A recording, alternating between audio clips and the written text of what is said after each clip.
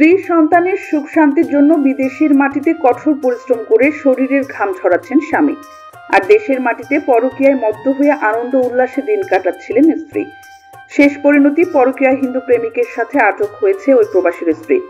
পাশাপাশি বাড়ি হওয়ায় বিয়ের 3 বছর আগেই তাদের গভীর মন দেওয়া নেওয়া। প্রেমের টানে মুসলিম প্রবাসীর স্ত্রী বাসায় আটক হয় হিন্দু যুবক। কালকে আসছে আর এই দরজাটা খোলা ছিল, আসছে এসে ঘরে শুয়েছিলাম, বাইরে ছিলাম, আবার আমার যা আসলো ভিতরে, তখন ওই দেখেছে, আমার দেওয়ালকে বললো, তখন এসে দেখলো যে ও এখানে ছিল। রবিবার রাত 9:30টার দিকে চাঁপাইনবাবগঞ্জ সদর উপজেলার রানীহাটি ইউনিয়নের কলেজপাড়া গ্রামে এই ঘটনাটি ঘটে। পরদিন সকাল 11টায় স্থানীয় কাজের মাধ্যমে ওই নারীকে তালাক দেন প্রবাসী। নিজ নাফসের প্রতি তালাকের তাকিদের মাধ্যমে আমাদের বিবাহ বন্ধন ছিন্ন করিলাম। হিন্দু প্রেমিক মহারাজপুর মেলার মোড় এলাকার কার্তিক সরকারের ছেলে রাম সরকার। ওই আমাকে ফোন দিয়েছিল, ফোন দিয়েছিলাম, গেট খুললো, আমি ঢুকেছি, তখন এখানে ঘুমিয়েছিলাম।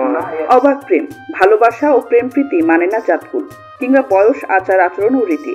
সনাতন ধর্মাবলম্বী এই যুবকের সাথে ও মুসলিম প্রবাসীর স্ত্রীর মধ্যে বিয়ের আগেই থেকেই ছিল গভীর প্রেম। তবে জাতকুল ও ধর্ম তাকে থেমে রাখেনি। মেয়ে বয়সে বড় ও ছেলে মেয়ের বয়সে ছোট। মেয়েটি বিবাহিত কিন্তু ছেলে অবিবাহিত। সবকিছু জানার পর স্বামী নির্বাক। জানা যায় রবিবার রাতে প্রবাসী বাড়িতে না থাকার সুযোগে হিন্দু প্রেমিক রাম সরকার সুরভি আক্তার ইতির সঙ্গে দেখা করতে যায়। বিষয়টি বাড়ির লোকজন টের পেলে রাম সরকার দৌড়ে পালানোর চেষ্টা করলে স্থানীয়রা তাকে আটক করে। তবে এর আগেই 3 থেকে 4 বার অবৈধ শারীরিক সম্পর্কে লিপ্ত হয় তারা।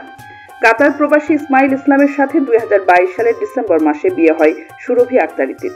বিয়ের পর প্রবাসে পাড়ি দেয় ইসমাইল। ধর্মীয় বিধিনিষেধ ও সামাজিক অবক্ষয়ের জন্য উভয় দৃষ্টান্তমূলক শাস্তির দাবি করেন স্থানীয়রা। বিষয়টা হলো ইদানিং কালে খালি চাঁপাইনবাবগঞ্জে নিউজ আসে পরকীয়া। এবার আসলো নিজের বয়সের চেয়ে ছোট ছেলের সাথে মুসলিম প্রবাসী স্ত্রীর পরকীয়া, আর ছেলেটি হলো হিন্দু।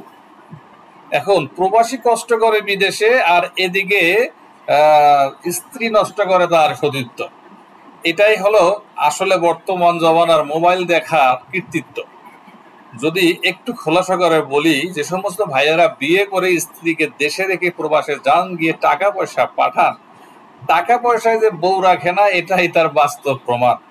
এখন প্রবাসী যারা আছেন হয়তো তারা আমাকে বকাঝকা করতে পারেন, ভাই আমি আপনাকে কষ্ট দেওয়ার জন্য কথাটা বলি নাই। আপনারা যদি পারেন অন্তত পক্ষে বিদেশটা ছেড়ে দেশেই থাকেন। যে টাকা খরচ করে প্রবাসে যান, ওই টাকা কিন্তু দেশে খরচ করলে মোটামুটি আপনি ভালোই থাকতে পারেন। কিন্তু আপনারা সেটা না করে অমানসিক পরিশ্রম করার জন্য প্রবাসে চলে যান, গিয়ে তারপরও সারা জীবনের জন্য আপনাকে প্রবাসী স্ত্রীহীন ভাবেই থাকতে হয়। এই সমস্ত লজ্জা এবং কলঙ্ক নিয়ে আপনারা আর কখনো দেশে ফিরতেই চান না। এই যে মানসিক কষ্টটা আপনাদের হয়, এই জন্য আমি খুবই দুঃখিত। বাট আপনারা ভুল করো এই কাজগুলি আর ভবিষ্যতে করবেন না। কোনো প্রবাসী বিয়ে করে স্ত্রী রেখে বিদেশ যাবেন না। প্রয়োজনে আপনি বিদেশ শেষ করে এসে একটা মেয়ে বিয়ে করেন, গরিবের ঘরে করেন, একটু বয়স্ক দেখে করেন, একটু বিধবাকে করেন, অথবা তালাক প্রাপ্তকে করেন। সেটা করলেও আপনি ভালো থাকতে পারবেন। কিন্তু আপনি যদি এইভাবে একটা মেয়েকে রেখে বিয়ে করে চলে যান, তাহলে আপনি কখনোই ভালো থাকতে পারবেন না, এটা নিশ্চিত।